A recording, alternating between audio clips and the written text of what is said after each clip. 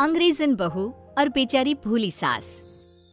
माधवी अपने पति रमेश और अपने बेटे अजय के साथ रहा करती थी।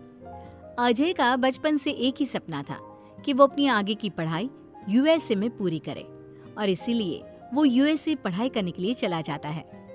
3 साल बाद जब वो अपनी पढ़ाई पूरी करके आता है तो अपने बेटे के आने की खुशी में माधवी उसकी पसंद के कई तरह के पकवान बनाती है और जब घर की डोरबेल बजती है तो माधवी अपने पति रमेश को कहती है, लगता है मेरा अजय आ गया है, आप यहीं बैठना, मैं दरवाजा खोलती हूँ।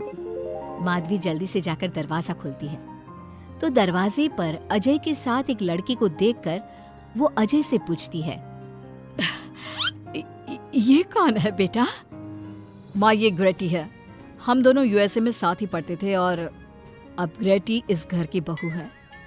क्या बहू? अरे बेटा, तूने शादी कर ली और बताया भी नहीं।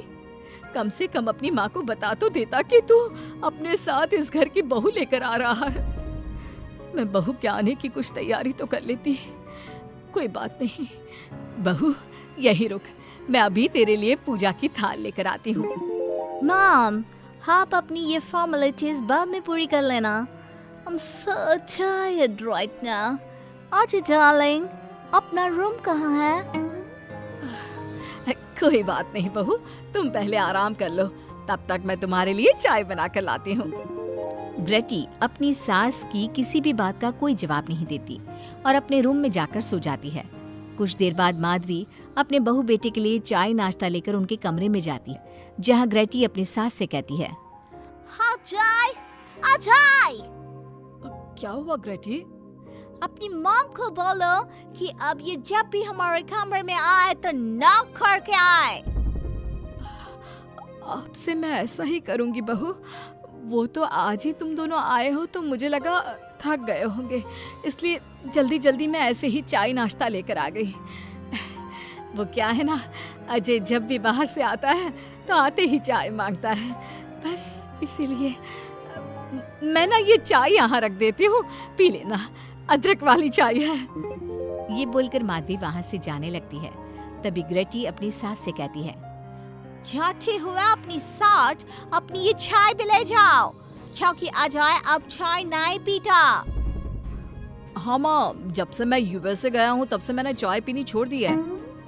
अब एक काम करो, हम दोनों के लिए कॉफी ले आओ, मैं सच में बहुत ज्यादा थक गई हूँ। अरे ठीक है, ला देती हूँ। अच्छा बेटा, तुम्हारे मम्मी पापा इंडियन है या फिर वही अंग्रेजी? मेरे मम्मी पापा इंडियन हैं, पर मैं शुरू से यूएसए में रही हूँ, इसलिए मैं खुद को अंग्रेजन मानती हूँ।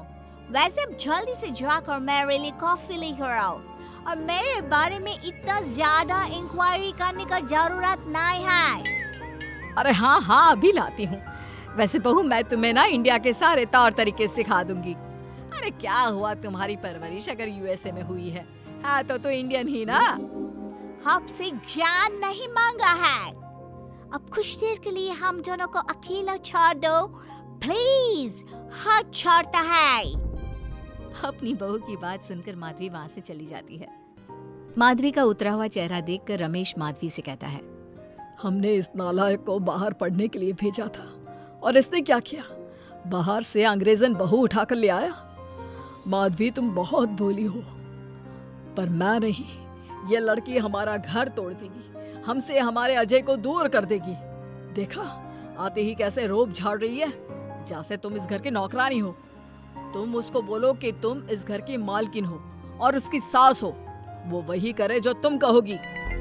अरे आप बेकार में ही गुस्सा हो रहे हैं। बहू यूएसए की है, यहाँ नई नई आई है, उसको यहाँ के तौर तरीके नहीं पता और वो मुझे अपनी माँ मानती है, तभी तो अपने नखरे दिखा रही है।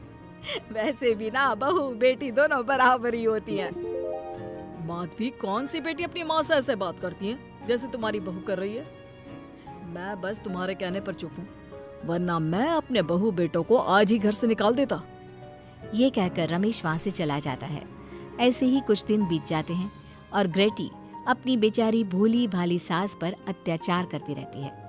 ग्रेटी अपना सारा काम अपनी सास से करवाती और उसी को भला बुरा सुनाती। ऐसे ही एक दिन माधवी कपड़े धो रही होती है और ग्रेटी माधवी को सताने के लिए अपने सारे कपड़े लाकर उसे देती है और कहती है, मॉम्स, ये मेरे कुछ कपड़े हैं, जरा इन्हें भी धो दो। इतना बोलकर ग्रेटी तैयार होकर घर से जाने लगती है। तभी माधवी उससे कहती है, बहू, आज तुम्हारे ससुर के दोस्त के घर में एक छोटी सी पार्टी है। उन्होंने सह परिवार बुलाया है।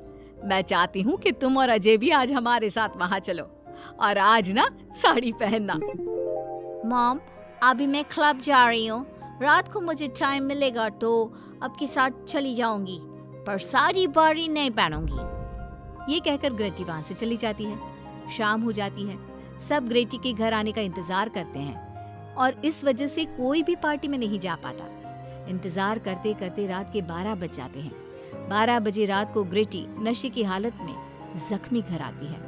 अपनी बहू के सर और हाथ पर लगी चोट देखकर माधवी परेशान हो जाती है और जल्दी से फर्स्ट एड का बॉक्स लाकर अपनी बहू के सर पर पट्टी करती है।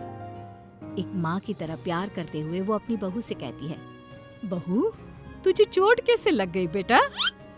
मैं घर आ रही थी, एक बाइक वाले से मेरी टक्कर हो गई। कोई बात नहीं बेटा, कल सुबह होते ही तुझे अपने फैमिली डॉक्टर के पास ले जाऊंगी। अच्छा, अब तू ना आराम कर, मैं तेरे लिए अभी हल्दी वाला दूध लेकर आती हूँ। माधवी, मैंने तुम्हें पहले ही समझाया था, ये अंग्रेजन हमारे घर के लिए ठीक नहीं है, पर तुमने मेरी एक नहीं मानी। अब देख लो, आज इस अंग्रेजन बहू की वजह से सारे मोहल्ले में हमारी नाक कट गई है। आज सब हम पर हंसते हैं और ये सब कुछ तुम्हारी वजह से हुआ है, तुम्हारी छूट की वजह से हुआ है। ये कहकर रमेश अपने रूम में चला जाता है, पर माधवी अपनी बहू की पट्टी करके उसे उसके कमरे में जाकर सुला देती है।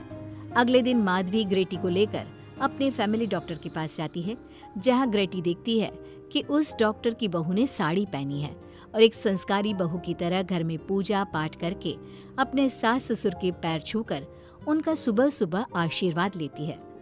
डॉक्टर की बहू को देखकर ग्रेटी को अपना बर्ताव याद आता है और उसे एहसास होता है कि वो अपनी भोली और मासूम सास के ऊपर कितना अत्याचार करती है, पर फिर भी माधवी सबसे लड़कर हमेशा उसका साथ देती है। ये सब देखकर ग्रेटी को पश्चाताप होता है और कुछ देर बाद वो दोनों दवाई लेकर घर आती है। जब माधवी ग्रेटी को दवाई खिलाने के लिए उसके पास जाती है तो, मॉम, मुझे माफ कर दीजिए, मैंने कभी भी आपके प्यार को नहीं समझा, आप पर इतना अत्याचार किया, आपकी बेइज्जती की, आपसे घर का सारा काम करवाया। आपने मुझे कितनी छूट दी, पर फिर भी मैं आपके साथ इतना बुरा करती थी। और आज जब मैं नशे की हालत में चोट खाकर घर आई तो भी आपने मुझसे कोई सवाल नहीं किया, उल्टा आपने मेरा साथ दिया, मेरी सेवा की।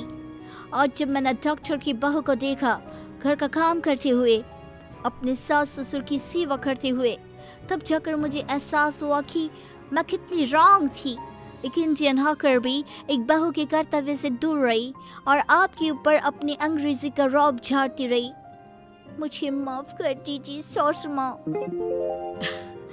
बेटा, अक्सर बच्चों से गलतियां हो जाती है। ऐसे भी सुबह का भूला अगर शाम को घर आ जाए तो उसे भूला नहीं कहते बहू। और मुझे बहुत अच्छा लग रहा है ये देखकर कि मेरी अंग्रेजन बहू कितनी समझदार हो गई है। जिसके बाद माधवी और ग्रेटी एक दूसरे को गले लगा लेती है और उसके बाद से ग्रेटी एक संस्कारी बहू की तरह रहती है और अपनी सास को किसी भी शिकायत का मौका नहीं देती। अपनी सास ससुर की बहुत अच्छे से दिल से सेवा करती है।